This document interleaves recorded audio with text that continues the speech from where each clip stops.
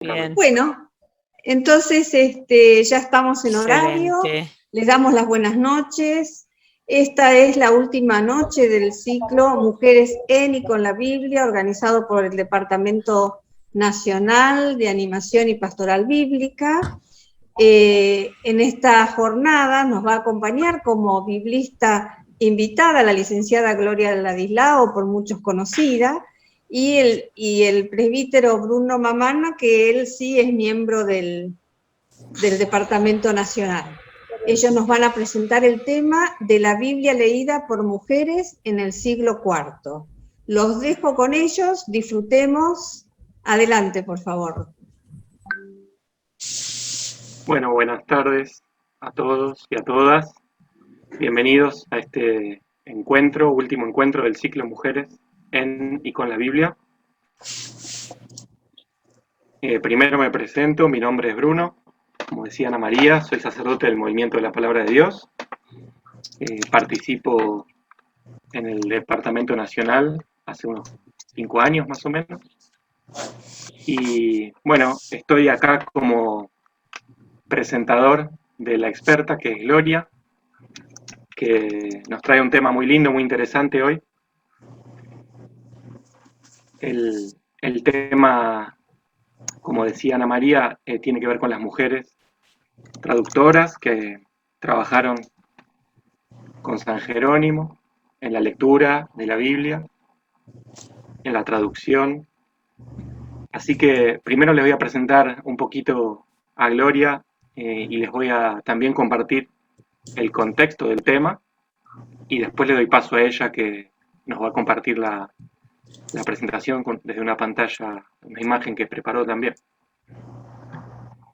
Un poco para contextualizar el tema de hoy, tenemos que comprender quién fue San Jerónimo y el desafío, lo que Dios le propuso desde su vocación de amor a las Sagradas Escrituras, que fue la traducción de la Biblia, conocida como la Vulgata, el Antiguo Testamento desde el hebreo original, el Nuevo Testamento desde los manuscritos griegos. San Jerónimo nació en el año 347, es considerado padre de la Iglesia, un padre latino. Nació en Estridón, lo que hoy sería Europa del Este, la antigua Yugoslavia, por ahí, por esa zona cercana a Croacia, ¿no? El norte de Italia también. Nació en una familia cristiana y fue enviado a Roma a estudiar, donde se formó en la retórica de los autores latinos y, como todo buen joven, libre de su familia, vivió una vida bastante frívola hasta que experimentó un proceso de conversión y comenzó a interesarse por la teología, por las Sagradas Escrituras, y en ese proceso se hizo bautizar. Bueno, fue un proceso llevó varios años. En aquella época los bautismos eran de adultos, y él, junto con otros compañeros, un obispo también, comenzó un intento de vida ascética, imitando a los monjes, a los ermitaños de Oriente. Un poco también en esa búsqueda del conocimiento de los idiomas de Oriente y también de la espiritualidad más ascética, en el 374 llega a Antioquía de Siria, actual Turquía, con la inquietud de aprender a leer la Biblia en su idioma original. Y por eso comienza a aprender hebreo de la mano de un judío convertido al cristianismo que le enseña hebreo, le enseña a leer la Biblia en el hebreo original. Bueno, ahí en Antioquía de Siria es ordenado presbítero. Varios años después vuelve a Roma, después de haber estudiado y aprendido bastante hebreo, y el Papa San Dámaso lo nombra su secretario y le encomienda la traducción de la Biblia del idioma original al latín. Le pide una versión latina más estudiosa, más académica, una traducción más profesional, podríamos decir. Y acá entra, bueno, esta aventura en la que Dios lo metió a San Jerónimo, no solo a él, sino a un grupo de gente, entre las que están este grupo de mujeres también que Gloria nos va a contar un poco hoy, ¿no? En esa estancia romana, San Jerónimo hizo vínculo con un grupo de mujeres piadosas, entre ellas Marcela, Paula, Gloria nos va a contar un poco hoy de ellas. Las inició en el estudio de los idiomas, de las escrituras, en la meditación de la Sagrada Escritura, las acompañó espiritualmente. También en esta época en Roma, San Jerónimo escribió muchos tratados, cartas, que quedan hasta el día de hoy. Pero con la muerte del Papa, San Dámaso entra en dificultades en Roma, San Jerónimo, y tiene que irse.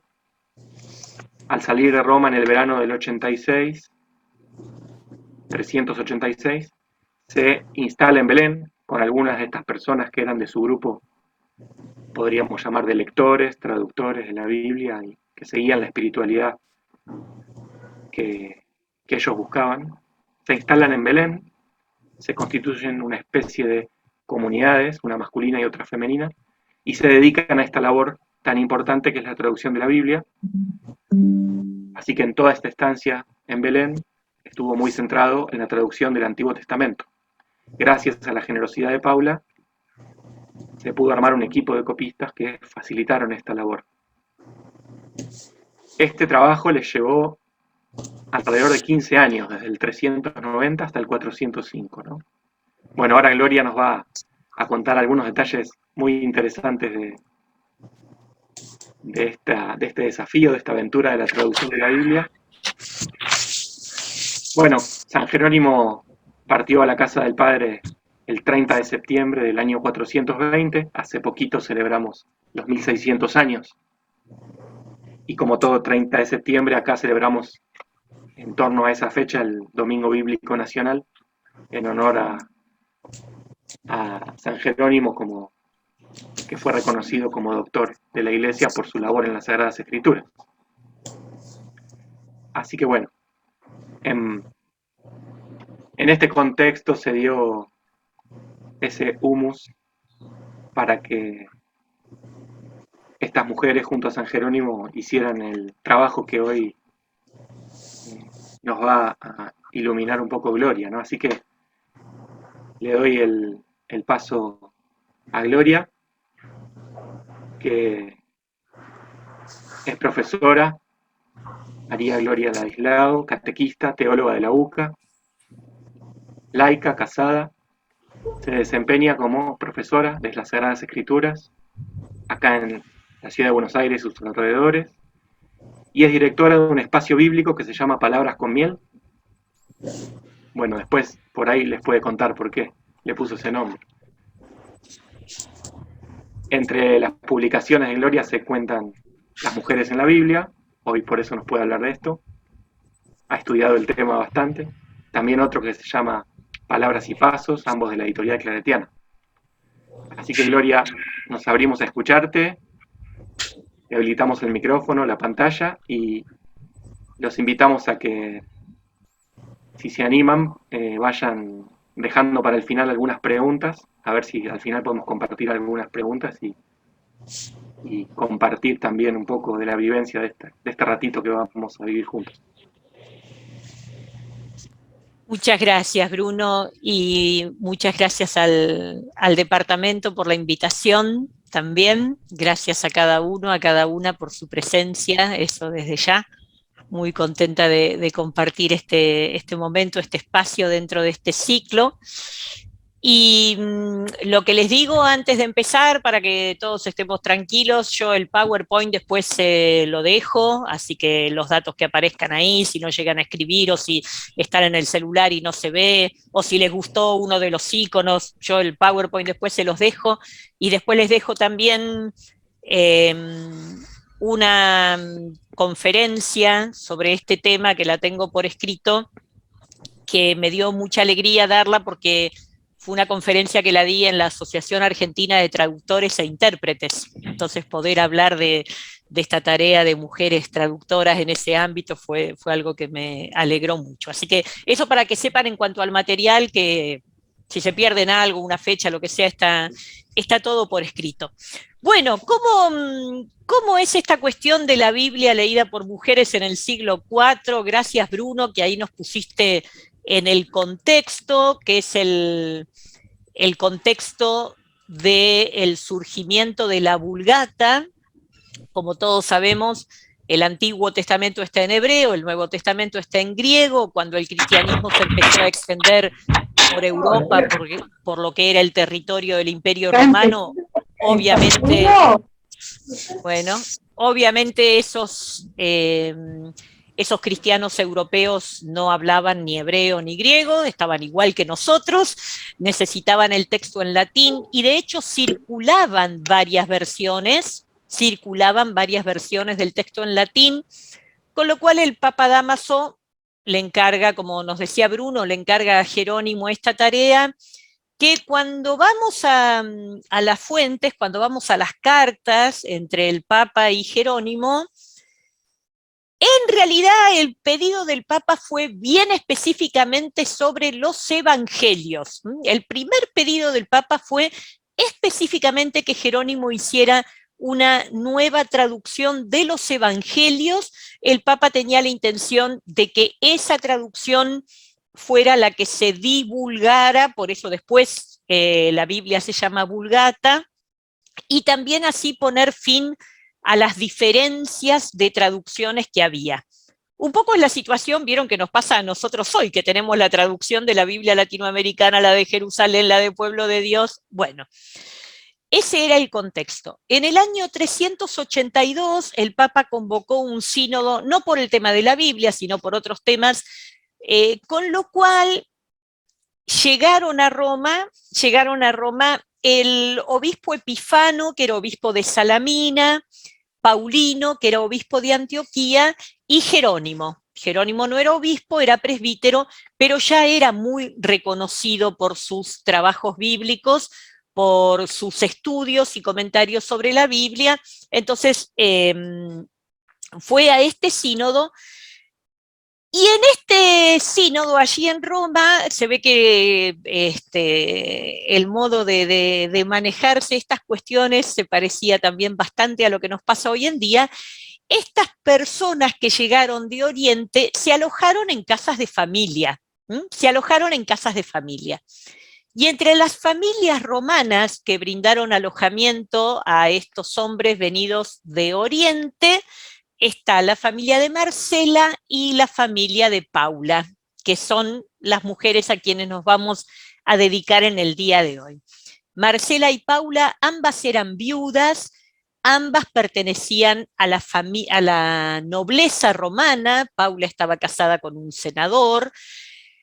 Si hablamos del siglo IV, sabemos que la cantidad de varones que sabían leer eran muy pocos. Imagínense, la cantidad de mujeres que sabían leer eran menos todavía, pero Marcela y Paula, perteneciendo al ámbito de la aristocracia al cual pertenecían, habían tenido este privilegio de aprender a leer y por lo tanto no solo sabían el latín, que era su lengua materna, sino también el griego. En aquella época, cuando uno estudiaba, por supuesto estudiaba para poder leer a los clásicos, así que también sabían griego.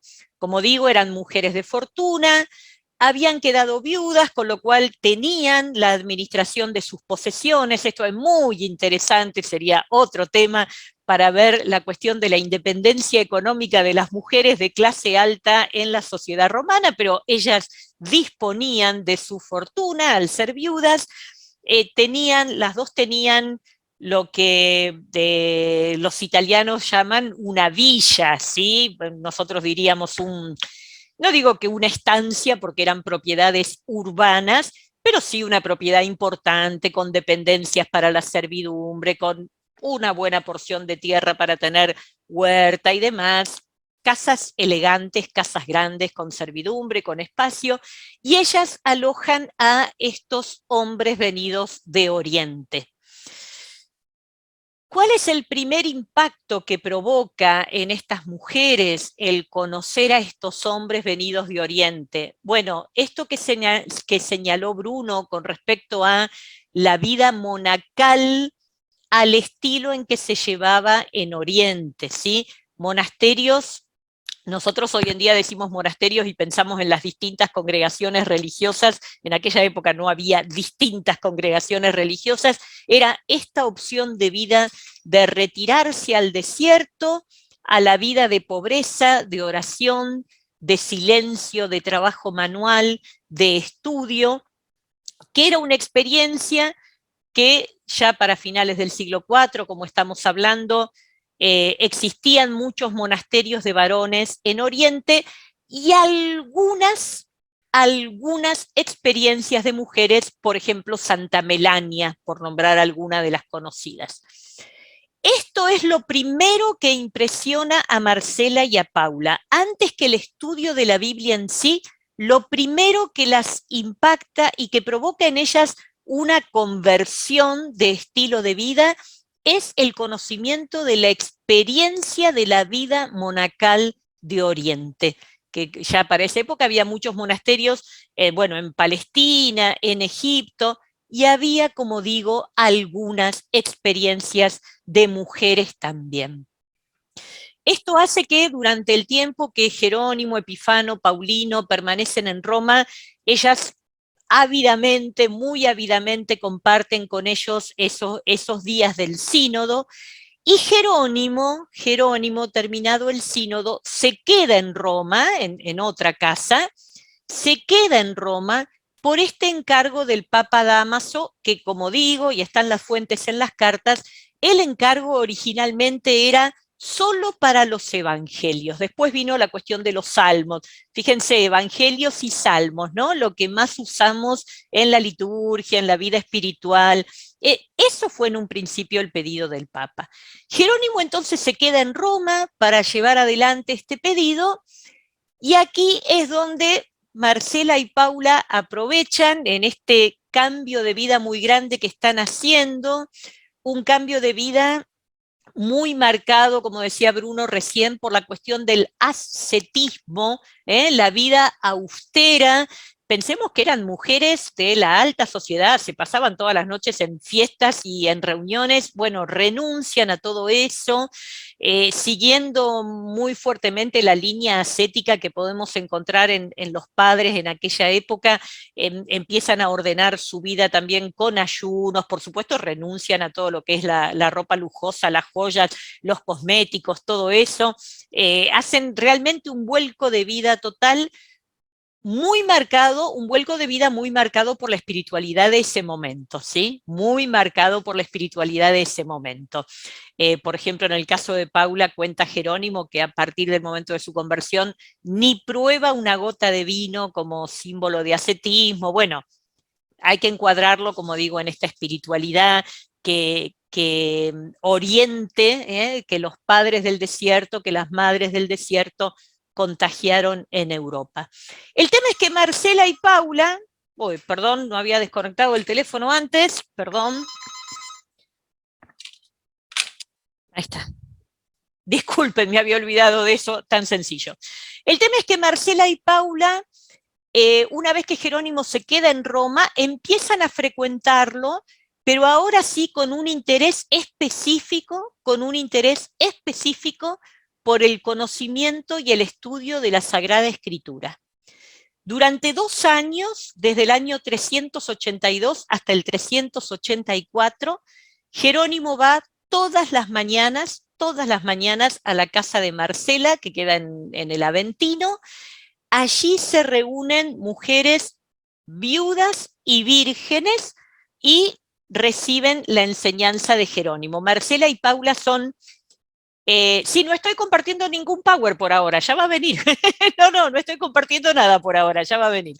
Marcela y Paula son las que se destacan, pero es todo un grupo de mujeres Nótese también esta cuestión de la espiritualidad, del ascetismo y de la renuncia, y de renunciar a los placeres del cuerpo. A esta escuela bíblica asisten únicamente viudas y vírgenes, no mujeres en ejercicio activo de su sexualidad. Esto también tenemos que ubicarnos en esa espiritualidad del siglo IV. La cuestión es que Marcela y Paula empiezan a destacarse y empiezan a asumir un rol de gran colaboración en la traducción, de gran colaboración en la traducción. Jerónimo le llama a Marcela, la describe como la estudiosa incansable, la estudiosa incansable. Les voy a leer un párrafo que no lo tengo en el Power, después empezaré a compartir el Power, pero este párrafo no llegué a ponerlo. Si bien se veían todos los días, y estaban muy cerca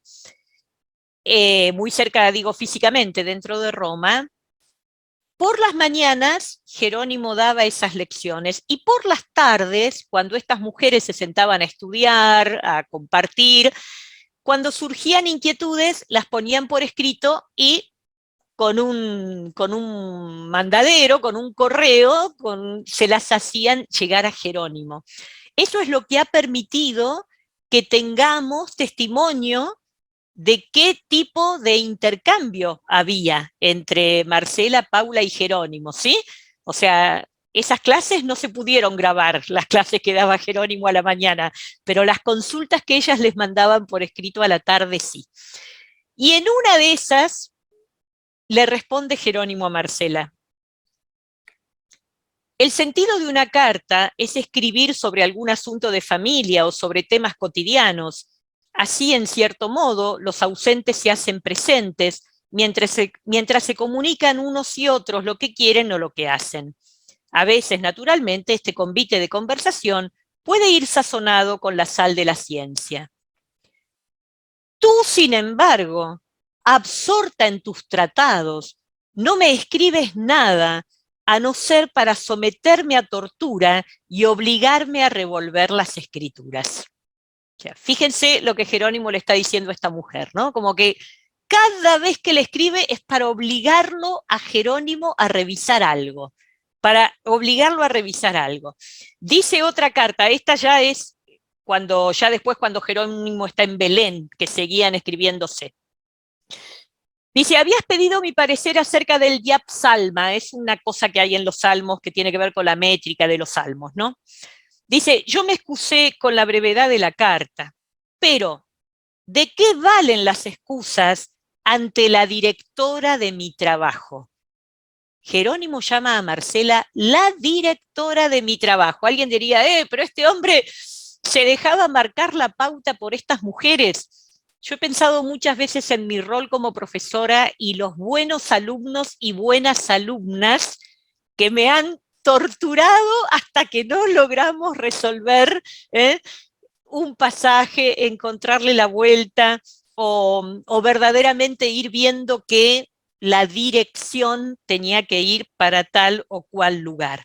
Con respecto a Paula, que Jerónimo hace mucho elogio de ella, mucho elogio de Paula, dice, por ejemplo, en cuanto a la forma en que Paula se abocó a estudiar el hebreo, dice Jerónimo: la lengua hebrea, a la que yo no abandono ni un solo día por miedo de que ella me abandone a mí, la quiso aprender Paula, y con tanta perfección lo logró que en 3 meses cantaba los salmos en hebreo sin resabio de latinismo. Si la hubieran escuchado cantar en hebreo, creerían que no sabía el latín, ¿no? O sea, puede ser el elogio así amplificado de un profesor contento con sus alumnas, pero lo que ciertamente queda claro es que estas mujeres estudiaron, aprendieron el hebreo y trabajaron activamente con Jerónimo en la traducción. En el caso de Marcela,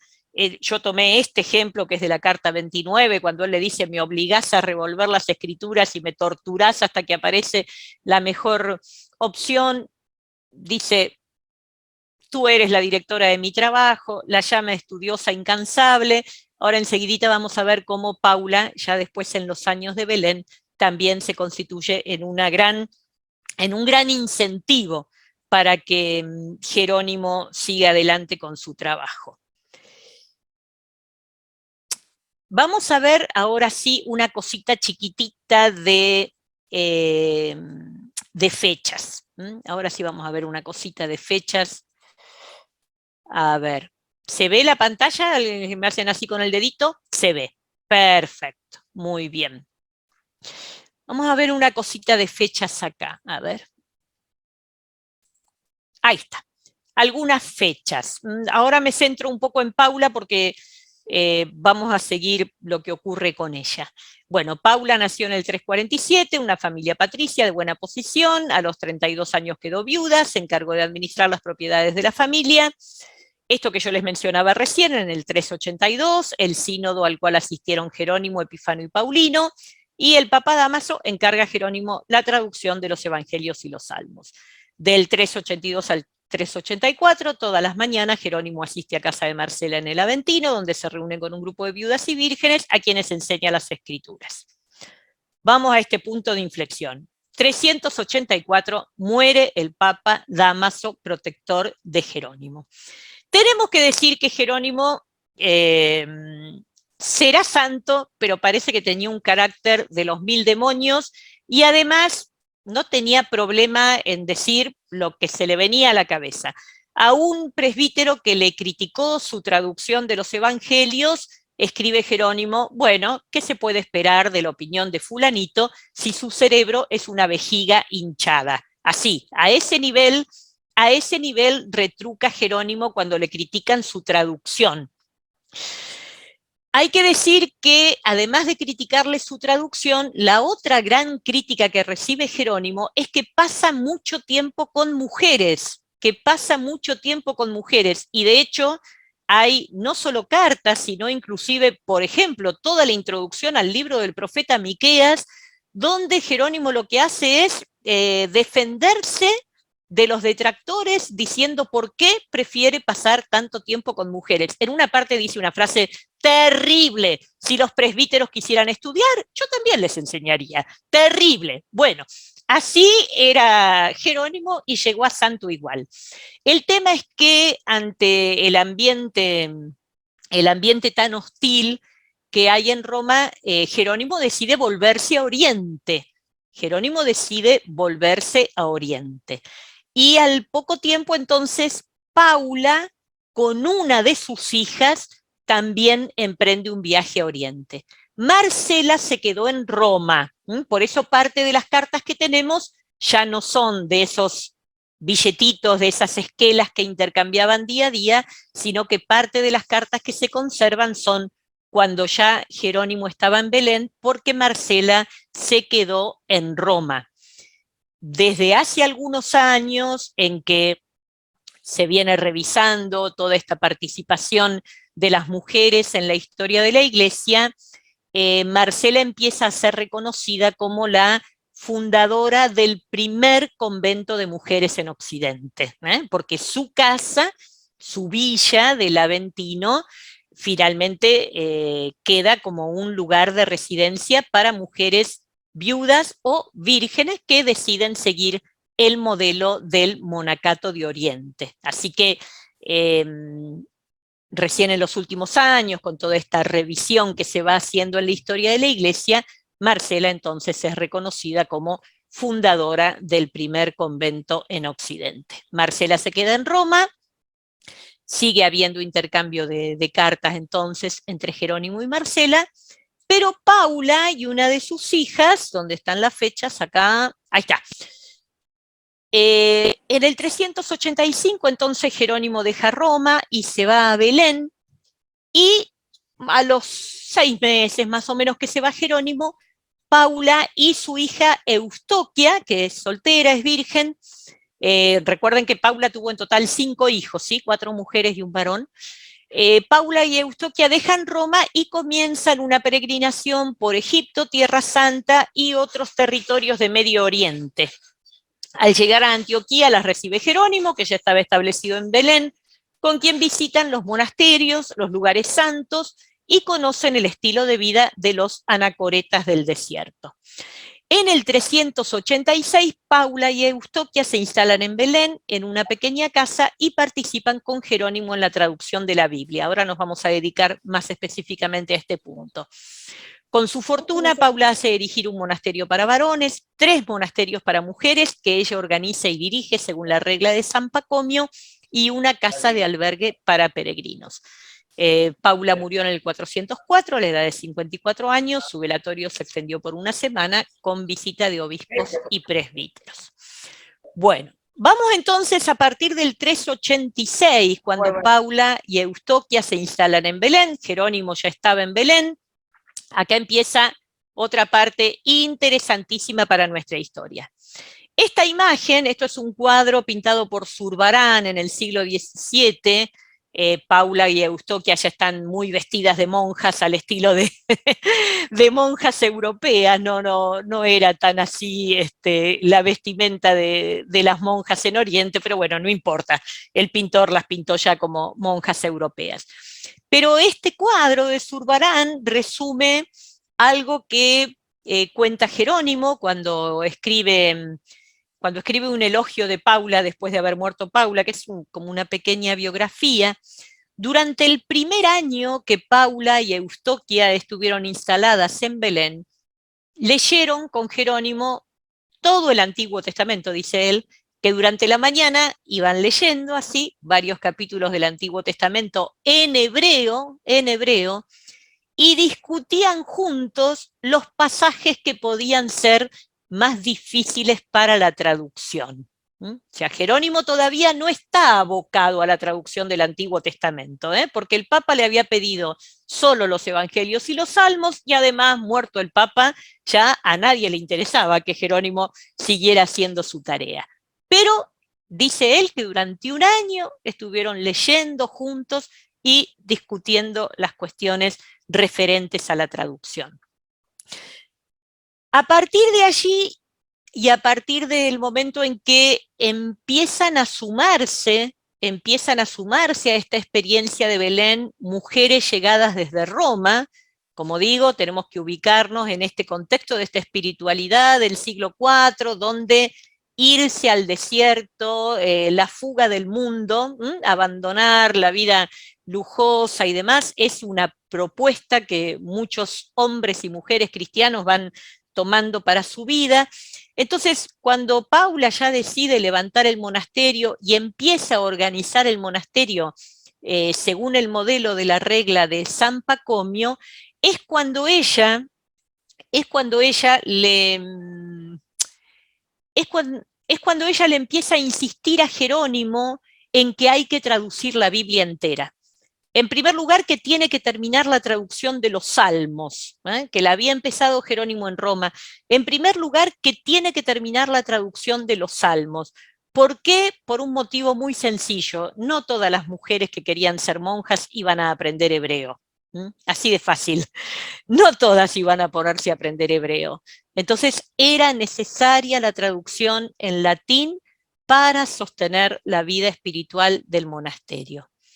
Jerónimo se pone entonces a revisar el Salterio en primer lugar y después continúa con el Antiguo Testamento. En la mayoría de las noticias, resúmenes, biografías de Jerónimo, ustedes van a encontrar que dice que tradujo toda la Biblia por orden del Papa Dámaso. Pero si uno va a las fuentes y a las cartas, uno encuentra que lo que el Papa Dámaso pidió eran los Evangelios y los Salmos, y después se murió. Jerónimo siguió traduciendo porque se lo pidió Paula. En el monasterio, sí, dejé de compartir pantalla, sí. En el monasterio era obligación para las hermanas aprender cada día un párrafo de la Biblia de memoria. No tenemos más detalle de esto, no sabemos si es que tenían que ir estudiándose un libro entero o que cada una elegía los versículos que quería. No tenemos detalle, pero solo tenemos este dato. que era obligación aprenderse un párrafo de la Biblia de memoria cada día. Pensemos además que no había una copia del libro para cada persona en el monasterio. Esto fue así también durante la Edad Media, por eso como en la película El nombre de la rosa tenemos esas grandes bibliotecas y demás, porque no había un libro para cada persona. Así que este detallecito que incluye Paula en la organización del monasterio nos dice tanto de su amor a la escritura. Y esta tarea de interpretación oral de todo el Antiguo Testamento a lo largo de un año nos habla entonces también de este deseo de Paula por conocer la Sagrada Escritura. Exacto, Gloria, no todos sabían leer, por conocer la Sagrada Escritura y por difundirla. En esto de difundir la obra de Jerónimo, difundir la traducción, Paula también de su bolsillo pagó los copistas, los pergaminos, bueno, en fin, todo lo que costaba en ese momento, todo lo que implicaba hacer una traducción.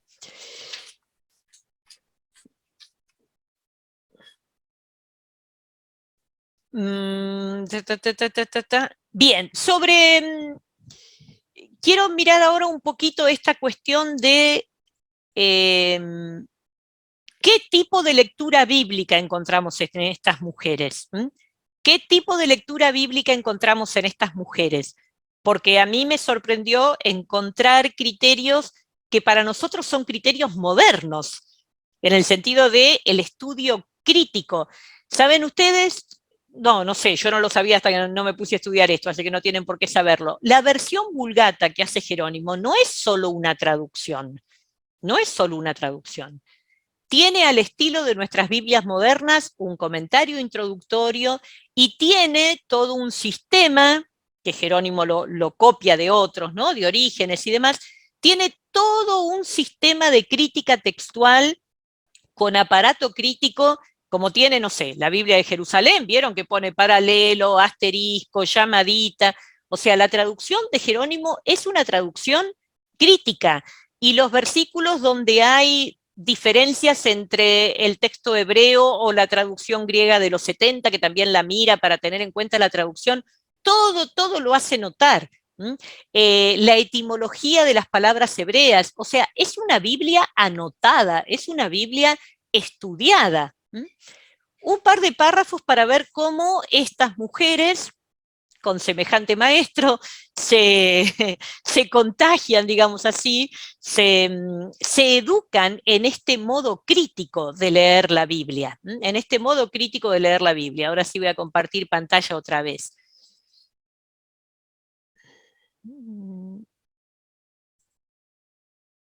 Dice, por ejemplo, en la introducción a la carta a los Gálatas, en un momento Jerónimo no sé de qué está escribiendo y se acuerda de Marcela otra vez. Se acuerda de Marcela otra vez. Y dice, mientras estuve en Roma, siempre se mostraba dispuesta a plantearme cuestiones sobre las escrituras tan pronto como me veía.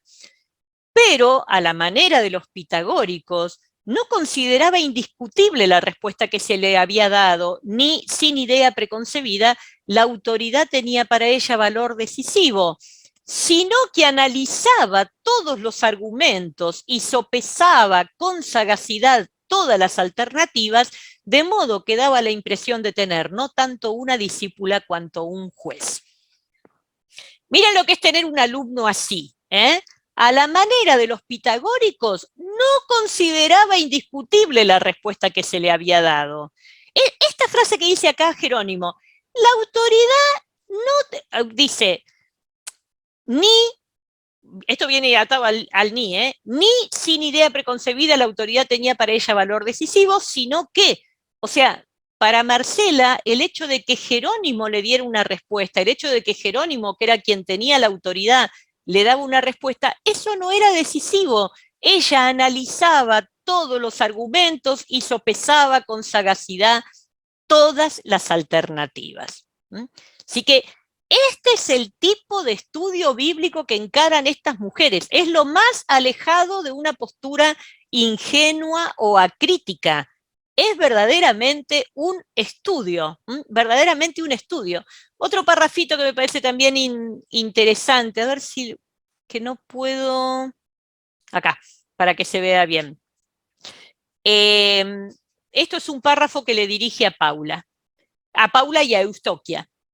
Hace unos días me dijisteis que habías leído vosotras los comentarios a Mateo y a Lucas de ciertos autores, de los cuales el uno carecía de agudeza y vivacidad en sus conceptos y palabras, y el otro jugaba con las palabras y dormitaba con las ideas.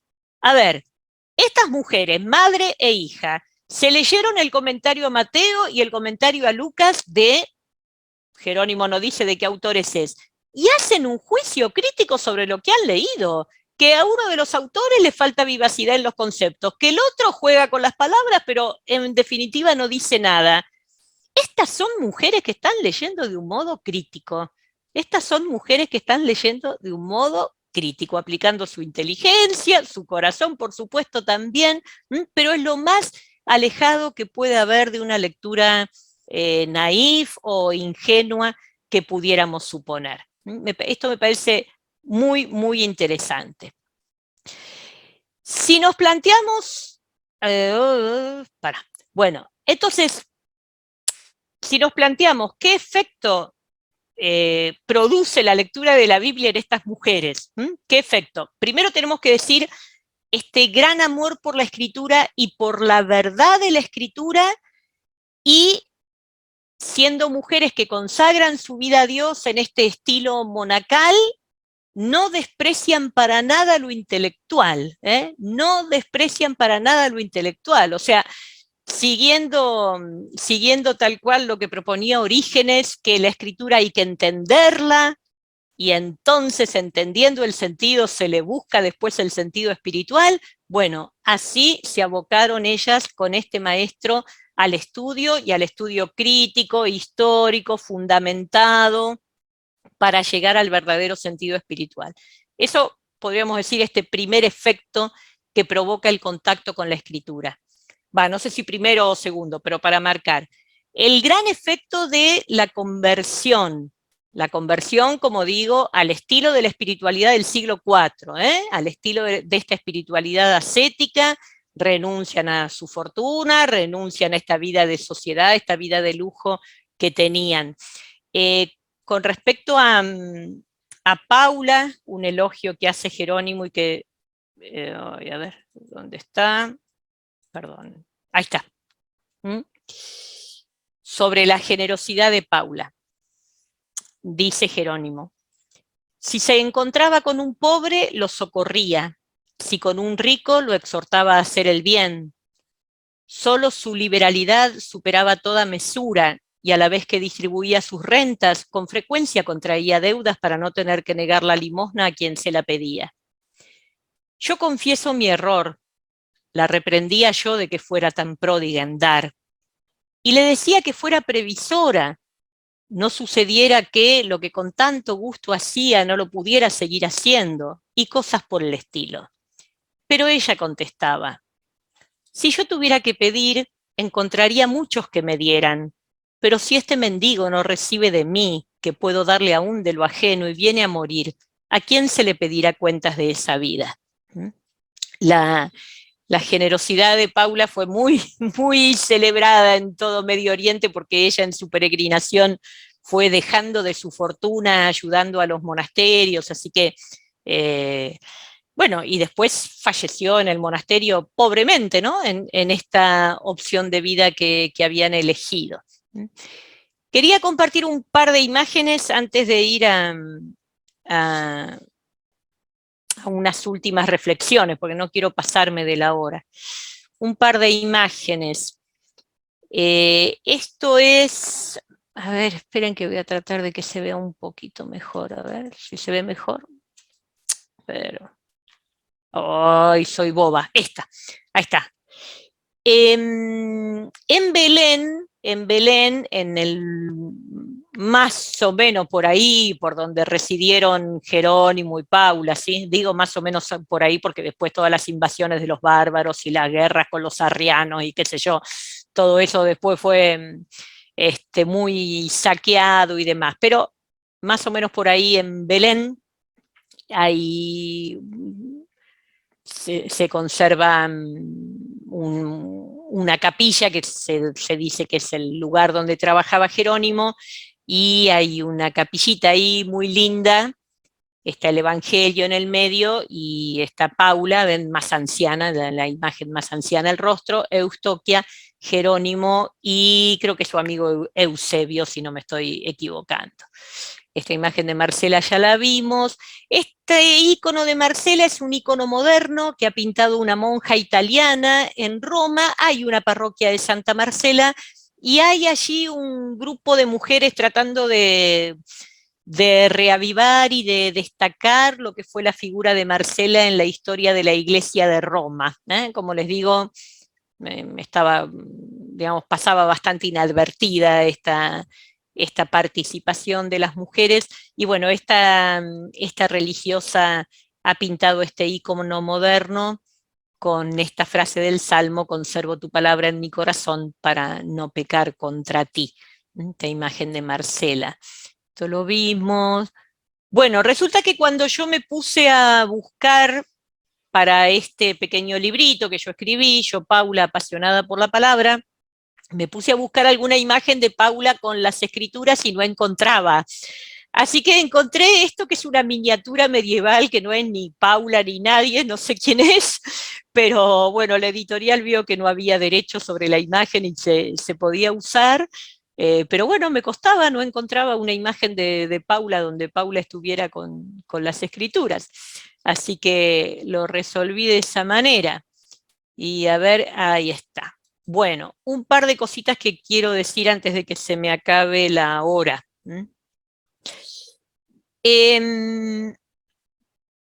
Primero, en cuanto a la reconstrucción histórica, tenemos un problema que es un problema que tenemos en general con la vida de las mujeres, y es que no tenemos fuentes primarias de ellas mismas. Miren, de las 200 y pico de cartas de Jerónimo que se conservan, un tercio, o sea, casi 70 cartas, están dirigidas o a Marcela, o a Paula, o a Eustoquia, ¿sí? Si él les escribía, obviamente ellas le escribían también, pero de las cartas de ellas no tenemos ninguna. De las cartas de ellas no se han conservado ninguna, se han conservado las de Jerónimo. Así que llegamos a ellas por esta mediación de espejo que nos hace Jerónimo. Este es un problema que hay en general cuando se trata de reconstruir la vida de las mujeres. Otro problema que yo encontré es en el modo en que la vida de estas mujeres es presentado y es leído. Esto que yo les decía recién, no encontraba ninguna imagen de Paula con la escritura en la mano. Es más, entren ustedes en CatholicNet o en cualquier lugar, pongan Santoral, Santa Paula, y va a decir una viuda muy piadosa, que renunció a todo, siguió un estilo de vida monacal, pero raramente van a encontrar referencia explícita a la tarea intelectual. Y lo mismo en el caso de Marcela. Yo tengo montones de amigas que se llaman Marcela, y más allá de que no sea una santa hacia la cual hay devoción, si uno encuentra cualquier estampita o métanse en cualquier santoral y fíjense, métanse en cualquier santoral y van a ver que la tarea intelectual, que a partir de la conversión de estas mujeres toma un lugar tan importante en su vida, las horas dedicadas al estudio, la cantidad de cartas escritas, como dice Jerónimo, torturándolo para sacar la mejor traducción de tal o cual párrafo, no ha merecido ser destacado para nada en la mirada que hemos tenido sobre estas mujeres. Eso forma parte, bueno, no es solo un problema eclesial, es un problema más general, ¿no? Pero, por ejemplo, estos días estamos escuchando que los talibanes nuevamente han prohibido que las chicas cursen la escuela secundaria allí en Oriente. Bueno, sigue habiendo un problema con la tarea intelectual de las mujeres, entonces encontrar a estas santas apasionadas por la escritura y que además hicieron carne el Evangelio. O sea, lo hicieron carne en la espiritualidad que su época les ofrecía, ¿no? Yo hoy no aspiro a vivir como Santa Paula sin probar una gota de vino, no es esa mi aspiración, pero comprendo que el efecto del conocimiento del Evangelio en Paula haya sido este efecto, ¿sí? Lo entiendo. Pero bueno, esto como una cosa, ¿no? Después, hoy mismo volví a verificar, entré en CatholicNet a ver qué decía de Santa Paula y como que no se destaca lo que la tarea intelectual como tal suponía, ¿no? Y la tercera cosa en cuanto a estas experiencias de mujeres, pensar cómo el cristianismo fue verdaderamente disruptivo en aquella cultura. Pensemos que eran mujeres que se iban a vivir solas sin que hubiera en la casa autoridad de un varón. Sin que hubiera en la casa autoridad de un varón. El ideal, en todas las sociedades tradicionales, el ideal era que las mujeres se casaran y que fueran amas de casa, y por algo el rito de matrimonio, simbólicamente, es que la mujer llega del brazo de su padre y pasa a los brazos de su marido. O sea, esto en las sociedades tradicionales ha sido que en la casa hay siempre un varón y la mujer es parte de esa casa. Estas mujeres, movidas por el Evangelio, asumen un estilo de vida donde no era necesario que hubiera un varón como autoridad en la casa, y el estilo de vida lo marca el Evangelio con esta impronta, como digo, con esta espiritualidad particular que el siglo IV suscitó y que desde Oriente llegó a Roma. Lo último que quiero decir es el inmenso amor que hubo entre Paula y Jerónimo, porque una vez que Paula muere, Jerónimo queda muy afectado, durante 2 años no trabaja más, él lo cuenta, lo dice él explícitamente, que quedó tan afectado por la muerte de Paula, y además no encuentra motivo para seguir traduciendo la Biblia, porque como dijimos, tenía muchos detractores en Roma, el Papa ya se había muerto, pero Eustoquia le insiste en que no puede dejar sin completar lo que le había prometido a Paula. Por eso, por ejemplo, todos los comentarios de los profetas menores, o mismo la carta a los Gálatas, que yo les leía un párrafo hoy, los comentarios introductorios a los libros de la Biblia, si fueron hechos en vida de Paula, están dedicados a ella. Dice, aquí te presento, querida Paula, estas letras, papá, papá, papá, papá, papá. Y si fueron escritos después que Paula murió, por ejemplo, Jerónimo manda varios manuscritos al hijo de Paula para que los haga copiar, y dice tal cual, estas letras que había prometido a tu bienaventurada madre. Así que qué lindo que haya gente que nos inspira a revolver y revolver en las escrituras y a buscar nosotros en nuestro contexto cultural, así como ellas buscaron en su contexto cultural, esta forma de llevar el Evangelio a la práctica. Bueno, esto era lo que quería compartir hoy con ustedes, y así nos quedan 5 minutitos para preguntas y después les comparto alguna cosita más.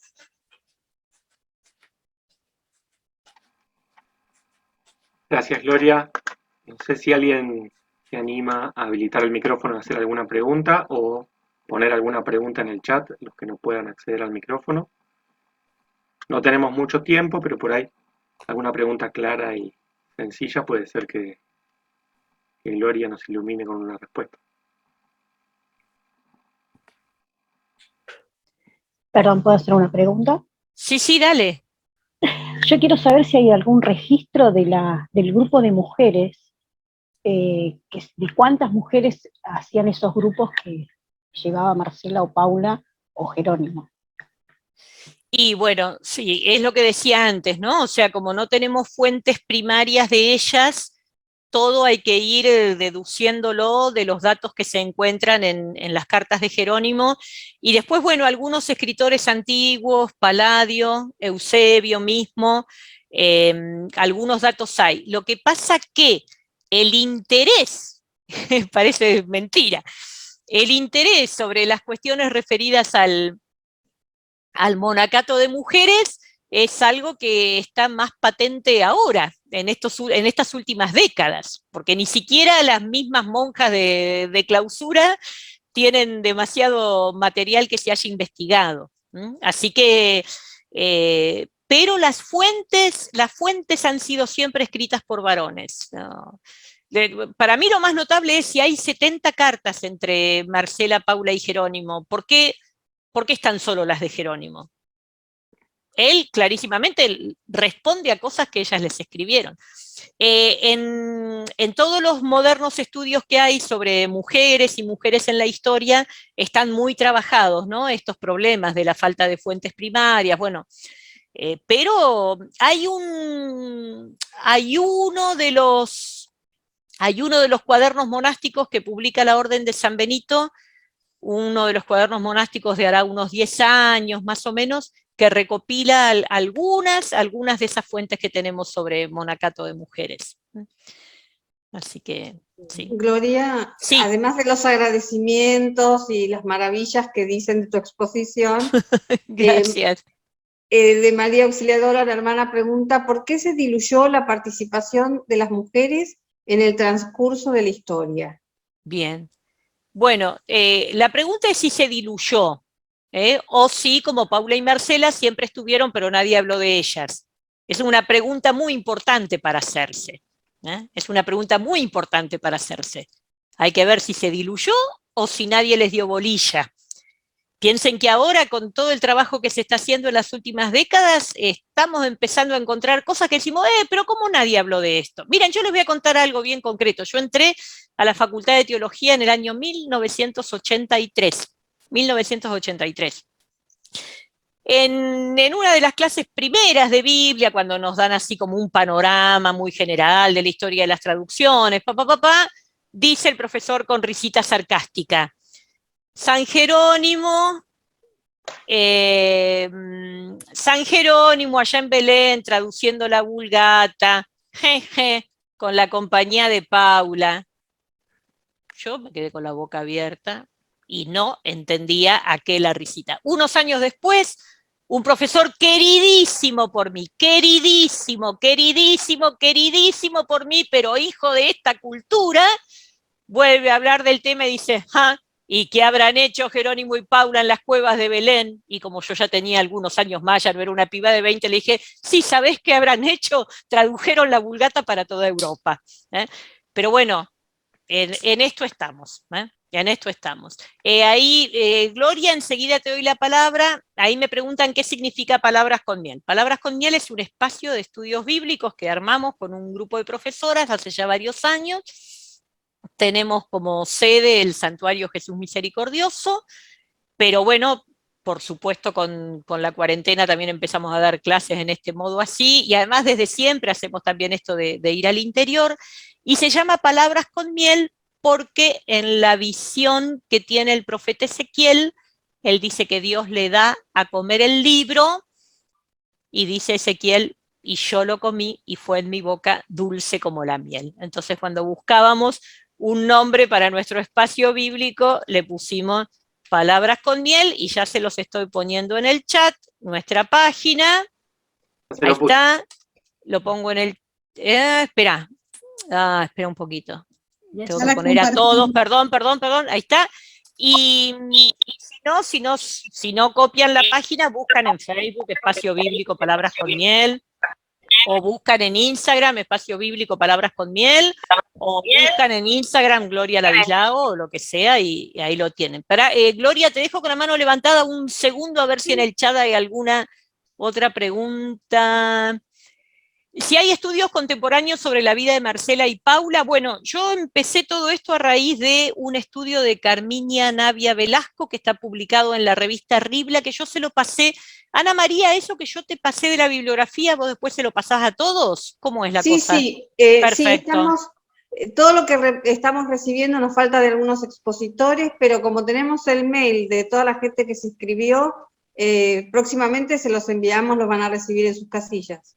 Perfecto. Bueno, y justamente como les digo, en estos últimos tiempos se está revisando todo esto y se está divulgando más. Bueno, gracias por todas las cosas lindas que me dice. El PowerPoint también se los mando, Ana María, y vos lo mandás. Y Sí, también les mando la conferencia, ¿eh? También les mando la conferencia que la tengo y... a ver, bueno, todo gracias, gracias, ¿verdad? Bien, y yo publiqué en el 2019 el librito este que mostré antes, Yo Paula, apasionada por la palabra. Esto está publicado en Ágape. Esto se consigue porque Ágape vieron que se consigue en todo el país. ¿Queremos otra charla más por usted? Bueno, cómo no, Celso, con todo gusto. Con todo gusto. Bueno, de hecho, como comentaba Gerardo, que ahora este fin de semana voy a San Nicolás, bueno, una de las cosas que estoy re contenta es que vuelvan estas cosas presenciales, estoy re feliz. Por supuesto que esto nos da una ventaja bárbara, ¿no? Podemos compartir así con la gente de todo el país, pero estoy muy feliz de que vuelvan los presenciales, así que cualquier cosa, perdóname, Gloria Tocaya, que te sigo dejando ahí. Cualquier cosa, mi mail es fácil porque es nomás gloriaradislao@gmail.com. Me escriben. Ahí está. Gloria, te doy la palabra. Perdóname que estaba charlando. Bueno, de gloria a gloria. Bueno, lo que yo quería aportar es lo siguiente. Por un lado, en francés, hecho por monjas del Cister, había un cuadernillo bastante profundo sobre Paula y sobre Marcela, que la proponían para todo lo que era la viudez consagrada. Está en francés. Bien. Yo no sé, me da pereza hablar otros idiomas, pero los leo. En este momento estoy estudiando hebreo bíblico. Mirá qué lindo. Es una manera de poder ir a la fuente. Claro. Y por otro lado, mi pregunta es, ¿por qué tomó el siglo IV? ¿Por qué tomé esto específicamente? Porque Bueno, hay de antes. sí, hay del siglo III y sí, lo que en pasa... relación con la palabra. Perfecto. Pero, sí, lo que pasa que dado que la cuestión de la Vulgata ha sido tan importante para toda la Iglesia de Occidente, me parecía bueno tener el testimonio de estas mujeres que trabajaron específicamente en la Vulgata, ¿no? Me parece que tiene, viste, que tiene una dimensión, por lo que fue la Vulgata, pensemos que hasta la reforma de Vaticano II la Vulgata era lo que se leía en misa, así que, miren, ahí les han hecho hace poco pongo... una nueva versión de la Vulgata, también Sí, está. sí. Ahí les pongo en el chat también ese artículo, esa revista Ribla, que es la Ribla número 25, que lleva por título Pero nosotras decimos, en la página 87, está el artículo de Carmiña Navia, La Biblia leída por mujeres, y ahí es donde descubrí a Marcela y a Paula. Ahí Carmiña Navia toma a Marcela y Paula por el tema de la Vulgata, después toma a Cristina de Pizán, que es una escritora medieval del 1400 y algo, y no me acuerdo, toma algunas más, no me acuerdo ahora. No me acuerdo ahora. Muy bien. Ahí estamos. Bien. Bueno, creo que estamos. Cualquier cosa que quieran comunicarse conmigo, ahí está el mail y ya les digo, si no, por Facebook, Palabras con Miel. Ah, y voy a pedir al departamento, voy a hacer como los famosos que van a la tele y pasan su chivo. Hago como los famosos que van a la tele y pasan su chivo porque no tengo sponsor. La próxima semana yo empiezo a dar con Palabras con Miel, pero esta primera parte la doy yo, un cursito que se llama Saboreando la Palabra por Facebook.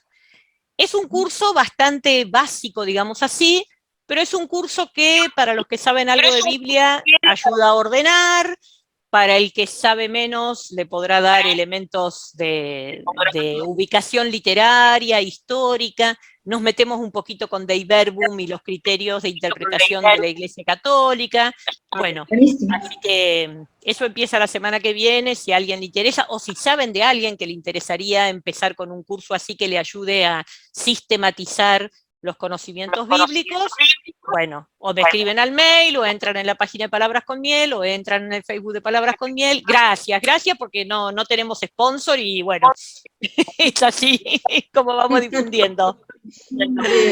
Glorita, buenas noches. En Facebook te buscamos entonces por Palabras con Miel. Espacio Bíblico Palabras con Miel.